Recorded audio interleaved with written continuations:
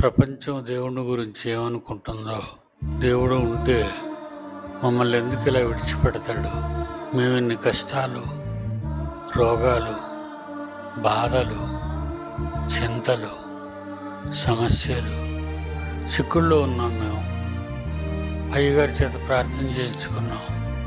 మేము ప్రార్థనలో ఉంటాం, దేవుడు మమ్మల్ని పట్టించుకోవట్లేదు అని లోకంలో ఉన్న దేవుని నమ్ముకున్నామని చెప్పువారు ఆడే మాటలవి.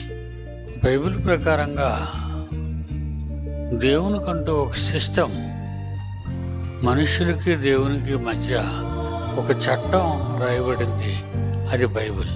దేవుని వల్ల నీకు ఏ సమస్య దేవుని మీద వచ్చిందో ఆ సమస్యను మనసులో పెట్టుకుని బైబిల్ చదువు. నీ ప్రార్థన ఎందుకు వినటం లేదు, నీ మాటలు దేవుడు ఎందుకు పట్టించుకోవటం లేదు, అక్కడ రాయబడుతుంది.